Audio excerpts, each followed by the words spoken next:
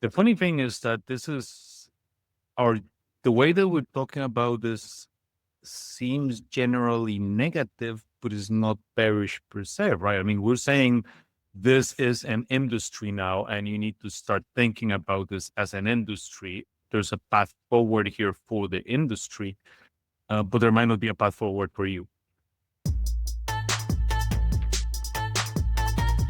Welcome back to an emergency broadcast. Which you will get like 3 weeks from now, which is January 15. Exactly. Our emergency broadcasts are always recorded at the right time, but published way too late. But we have a slightly subpar setup. I don't have my microphone. Things will go back to normal in about 1 month, but hopefully we'll make do like this. Been discussing the consolidation or potential consolidation of the crypto market.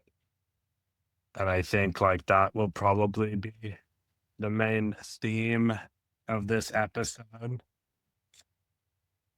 Maybe just to set the context here.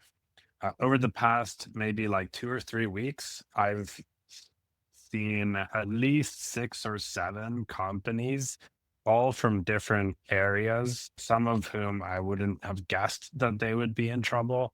Essentially, like go into fire sale mode, desperately trying to get acqui-hired or anything. Like there's considering all kinds of crazy pivots, etc.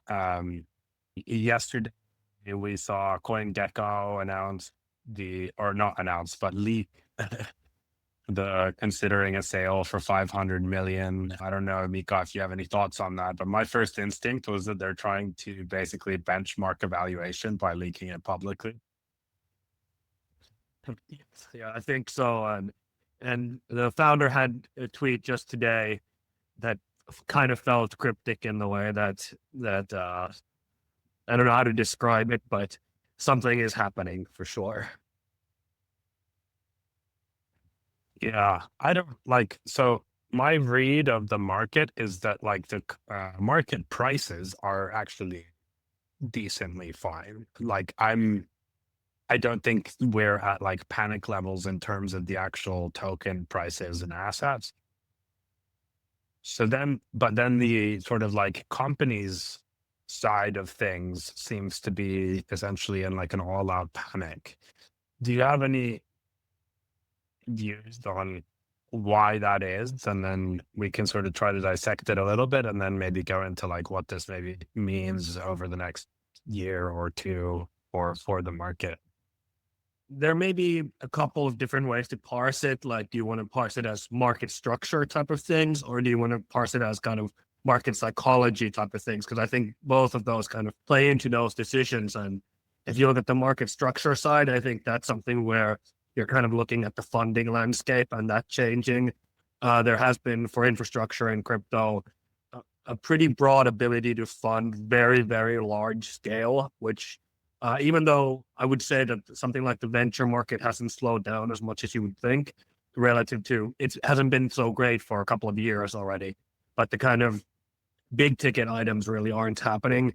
And that's where I think like a lot of the kind of just like excess money in a way in the industry has been, and that market structure changing is like one thing. And I think the second thing is just like the natural, and the market structure thing is also kind of like the fact that if there are real winners, there's not going to be so few, and you kind of want to attach yourself to those boats. And probably a majority of people in the industry feel that they aren't attached to those boats and want to find a way to attach themselves to those situations.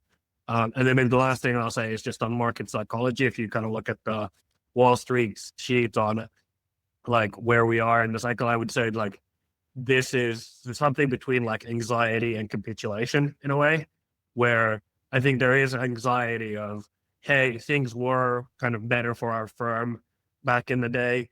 Maybe it still isn't like awful, but you could see how if we do a similar kind of round trip back, that wouldn't be kind of great. And that people personally, don't want that, given like how much they seemed rich kind of on paper, how good the situation in their life was. And like they want to be able to get out something at these prices, in the sense where, because prices are high, like you said, in some sense, that this is still an area where you can kind of quote unquote secure yourself in a way if you're strategic. And I think all of those market structure and market psychology things kind of play into it, and play into also the opportunities that are going to be there over the next couple of years.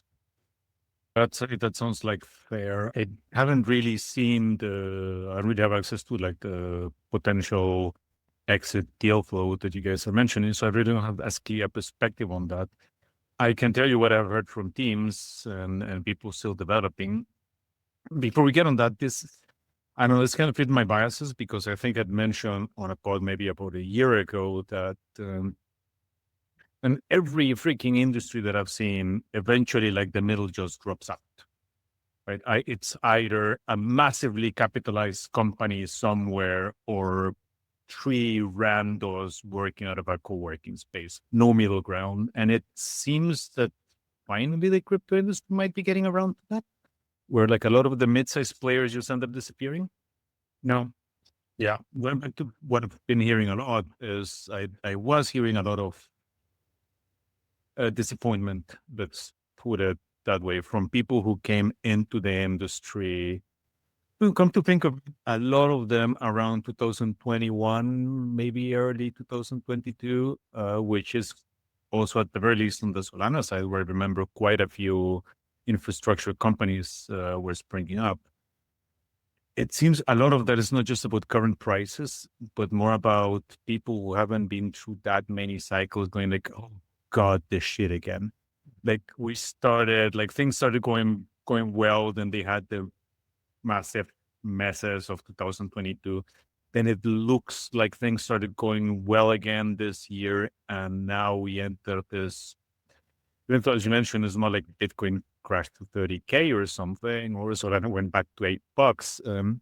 We have entered a space where it seems like there's a lot of uncertainty.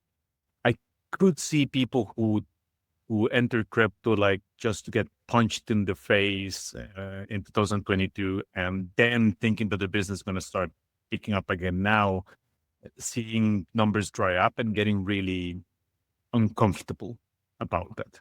Basically, like how long is it gonna take for us to actually get back to where we thought we would be by now? And are the larger capitalized players going to eat our lunch? I think that's where a lot of the disappointment that I've seen has been coming from. Yeah, I think that's right. Maybe to go to like some of the reasons this, or maybe just a general kind of market context. I think there's like this interesting thing where you have the regulatory environment opening up, or has opened up. You have exploding real world usage, and simultaneously kind of this funding capitalization struggle. And I think these things kind of play into it. So there's like it's sort of different for each category. But if we look at, for example, a lot of like DeFi projects or projects in general that are attached very sort of steeply or strongly to a specific ecosystem, I think they're looking at it from the perspective of like, where are things going, and will my ecosystem be kind of at the forefront of this? And if it's not, what's left?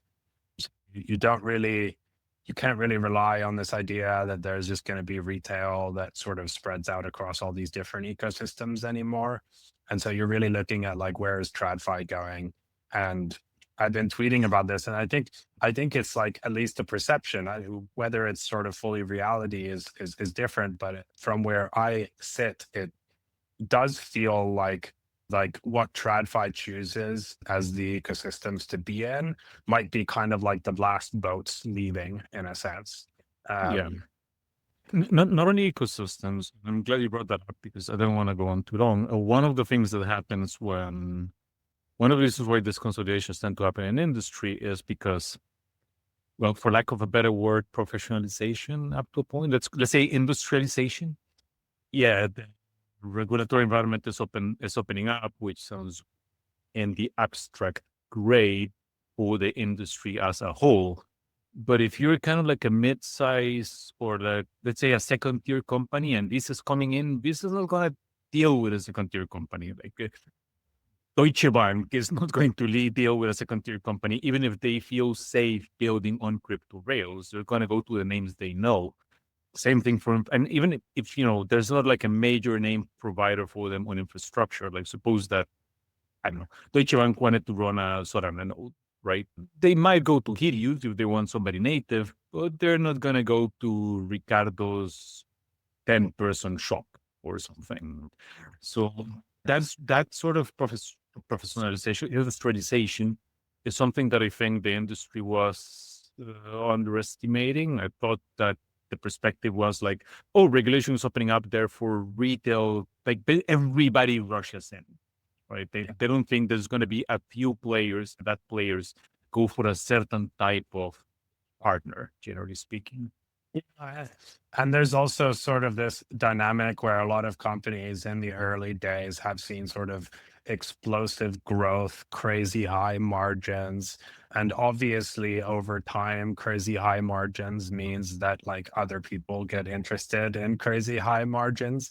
And so you have this like influx of supply for all these different categories, which pushes margins down, makes growth harder. And while this is all going on, you still have kind of VCs betting on potential future growth numbers that look like the previous ones. And so you get companies that are used to living on this like VC money spigot that just like at some point they realize like, oh shit, there's no way this is going to pay back.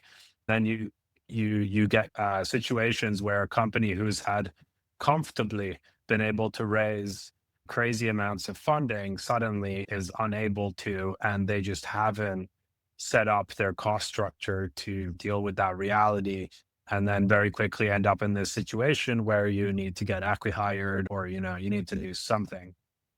And I think that's like,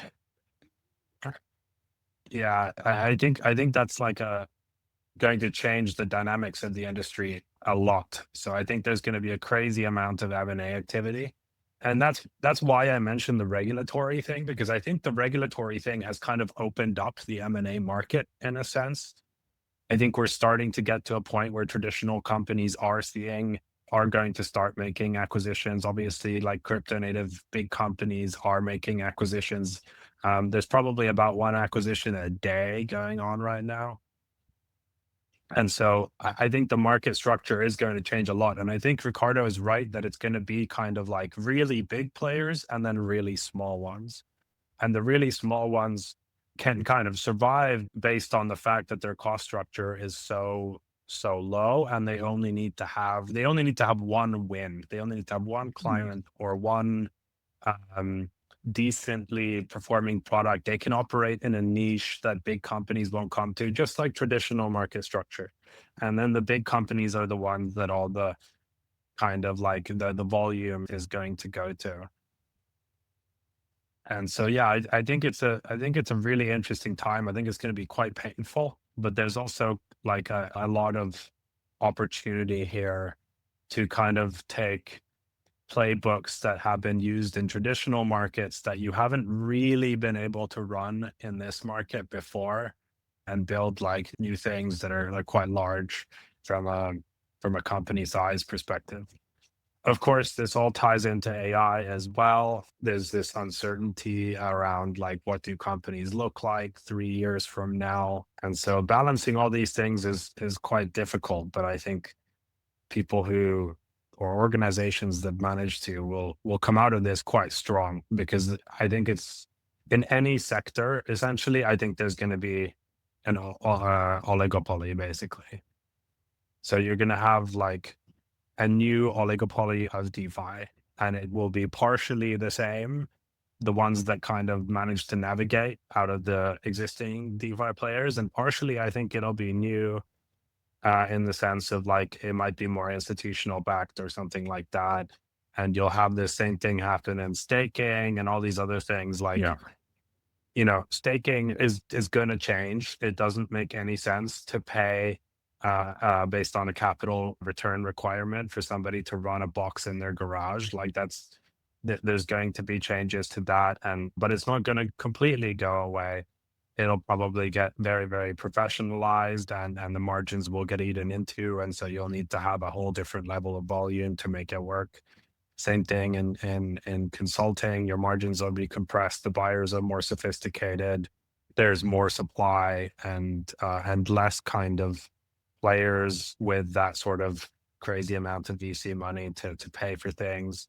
So I think this hits like almost every sector, and there's going to be some like breakout successes, but I think like the thing to try to speculate about is like, will those be kind of the crypto native names, or won't they be? And I have a gentle thesis that they may not be. And this is something we were discussing over the weekend when we were drinking too much wine in the south of France, which is that like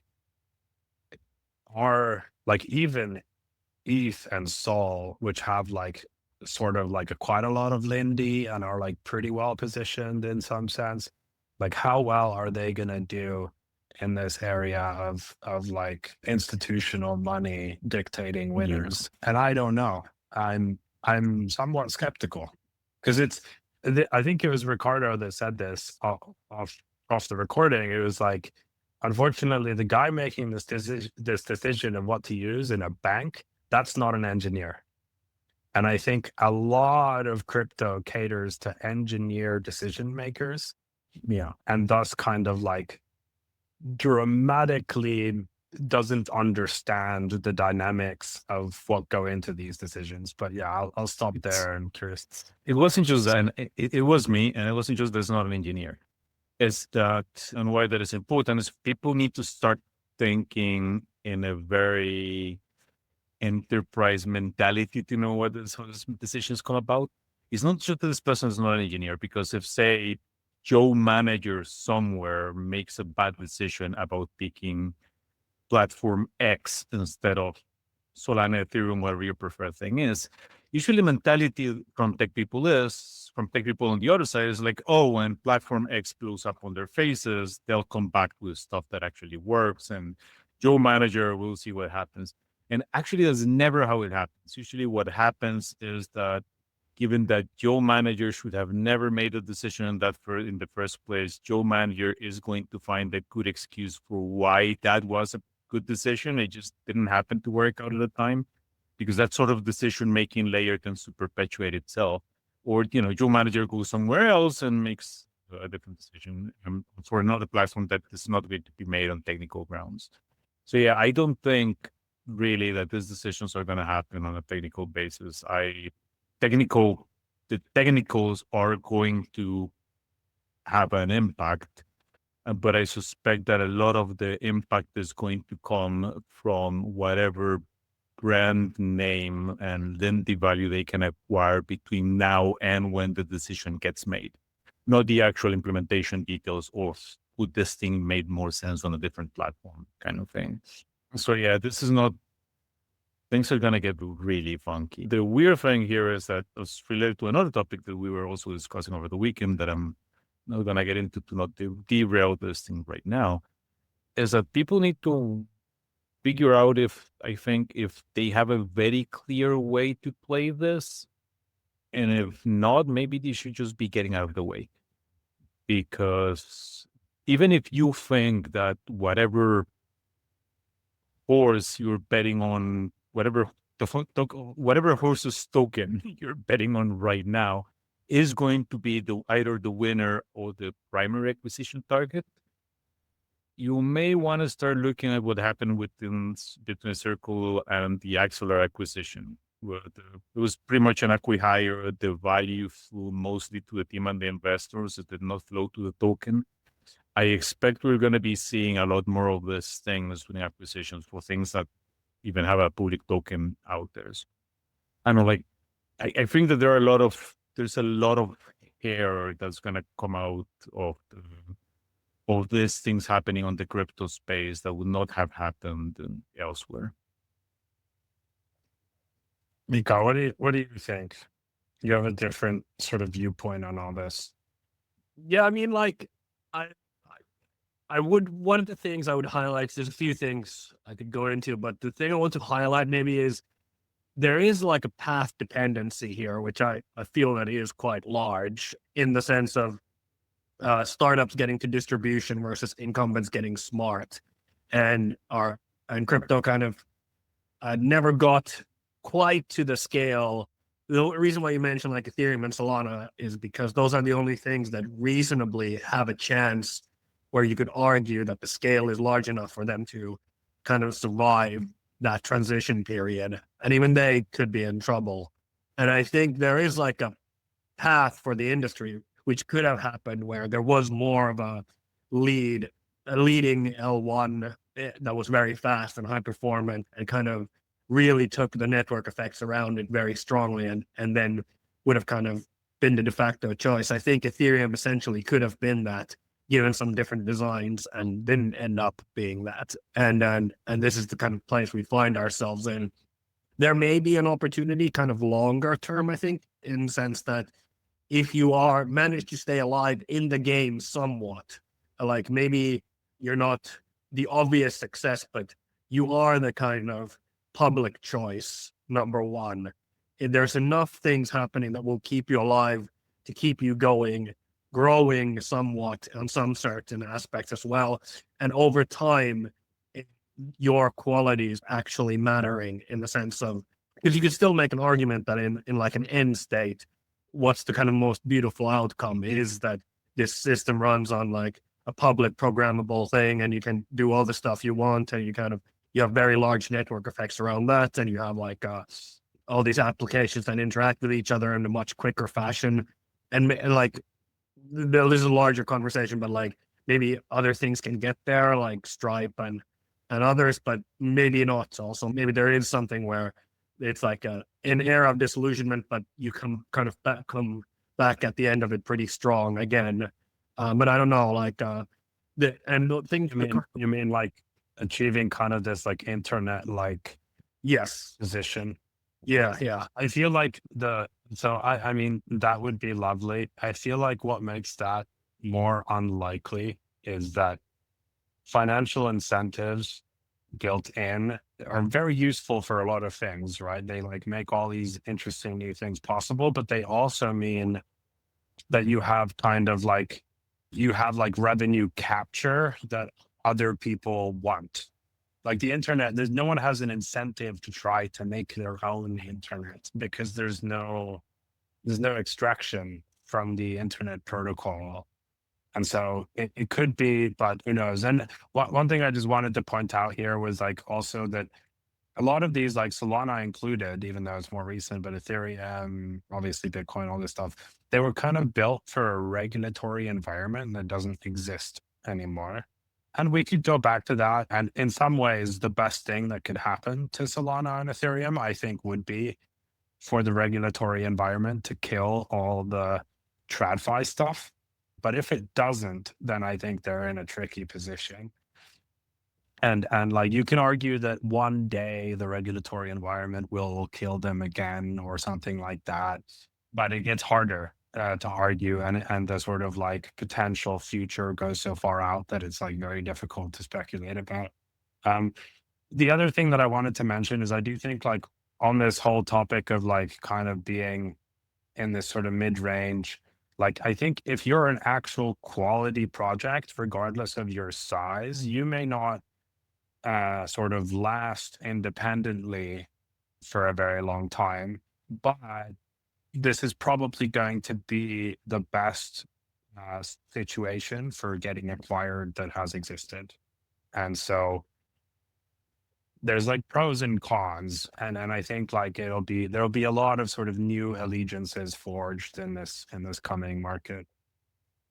I can't add much to other than an asterisk. When we were spitballing about this episode, I mentioned it was going to be the consolidation episode, but I actually think that this is the way that I referred to this when it happened in gaming a while back. Is it wasn't as much consolidation; it's polarization, because consolidation still assumes that there is a middle, right? Like, oh, you might be the mid-sized player that survives.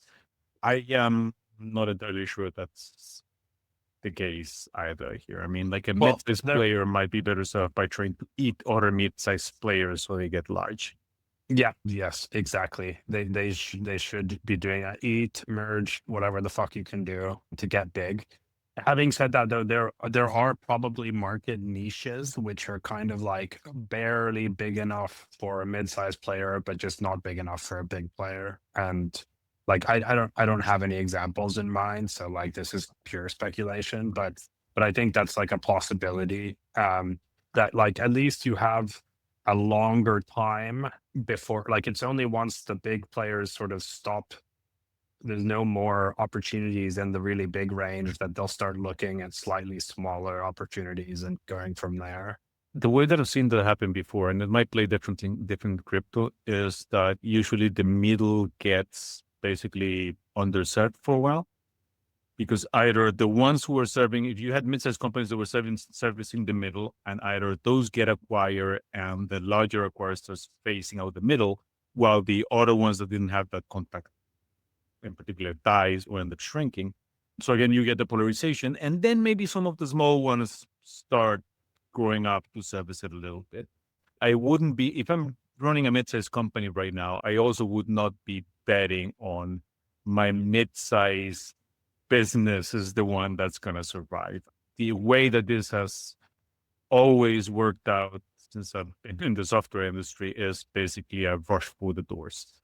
And Yeah. again, polarization, and then maybe the middle starts filling in a bit. But we'll see. Yeah. I mean, a rush for the doors, but also like if you're a mid-sized player, like you need to be in the top percentile. You need to be the obvious acquisition target for your category. And I think that is actually like, it's a harsh threshold to get over, given just the amount of projects that have come into the space, some of which still have like a decent amount of funding and can take risks that you might not be able to, and all these other dynamics. So I think there's kind of like there's kind of two sides to this, right? Like one is like, it's scary, it's going to be existential for a lot of companies. The other side is like, if you navigate this properly, and like there's a lot of luck involved, of course, we're talking like there are new S&P 500 companies being created probably in different ways here. And it's just a matter of like how you hit that. And then the safest way is always to be basically profitable as fuck, have as much revenue as possible, be lean enough where like you can afford to take different kinds of risks and so on. Yeah, no, maybe just this is kind of an obvious point, but it is just the same as like with the internet, or even like if you look at some technological kind of bubbles around building stuff around oil or railways, which is that a lot of VC ultimately gets funded no matter the technology, or like risk capital funds a few big ideas and then a very long tail of kind of like features in some sense. And those features, just to give like a crypto native example, is there's a million different companies doing like leverage or something like that on top of Polymarket and Kalshi. And that's ultimately not, that's an acquihire essentially waiting to happen. Or just they launch their own version and kill the like, why pay if you can exactly. Acquire on good, but whatever way of integrating that is the most capital efficient for you as the founder. Like that is kind of what's going to happen. And then I think like where do you bet in that sense? And then you have to either be very confident that you have someone who is a winner and will survive, and then the other stuff, it's very difficult because it's barely even venture fundable, because ultimately your returns on that as an investor won't be that large, because just the structure of what valuations do crypto startups get funded, that those are not worth that much ultimately. So I think you kind of have to either try to be very brave on kind of new ideas and really, really taking on more risk in some sense and being kind of like more outstanding kind of things, or you just kind of bet on some big names. Maybe they aren't TradFi, maybe they're like on-chain stuff, and you hope those are the few names that survive. Yeah, I mean, No, go ahead. Don't worry, Danny. I was gonna say something very like final, so go ahead. So was I actually. Interesting. Because I was wondering, I mean, we're talking about this thing, and the funny thing is that this is the way that we're talking about this seems generally negative, but is not bearish per se, right? I mean, we're saying this is an industry now, and you need to start thinking about this as an industry. There's a path forward here for the industry, but there might not be a path forward for you, basically. So I'm wondering if the people who actually reach out to me with the specific people who reach out to me with comments usually of, man, that was like really negative. I'm like, yeah, not exactly. Like we're saying the market looks like shit, but at the very least, when the market looks like shit, it means that you can buy, right? And what we're telling here people as a whole is that this is positive for the industry. There just might not be a place for you specifically in it anymore.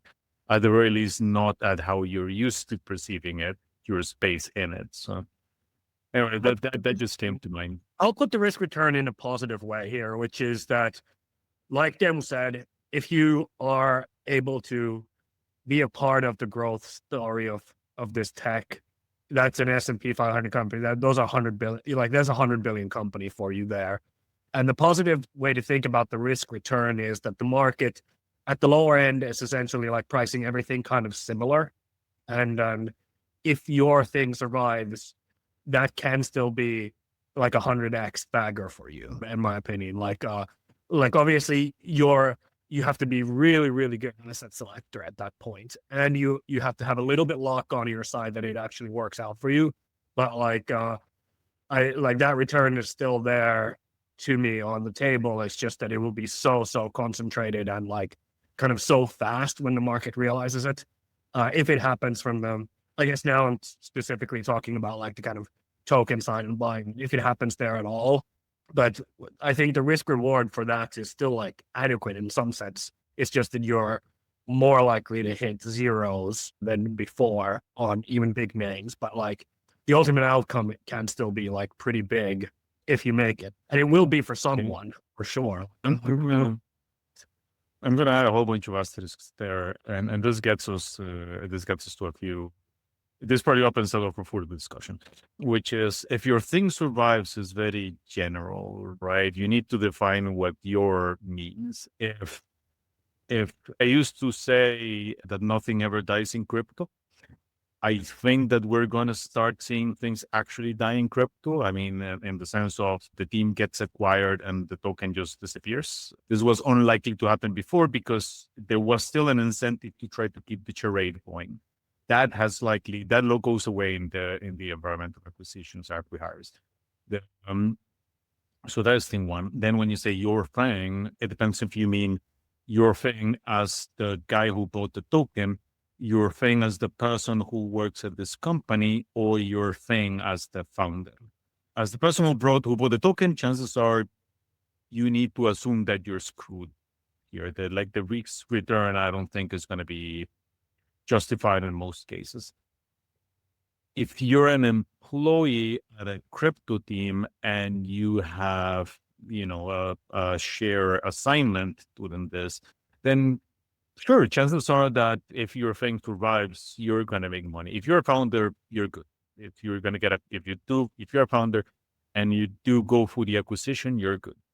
Now, the people who I think might be overestimating their chances of survival here are the case that we mentioned on an unrelated discussion when we were in France about developers who are working on a team who are paying regular developer salaries, not even like crypto developer salaries, and whose compensation they expected would come mostly from token appreciation.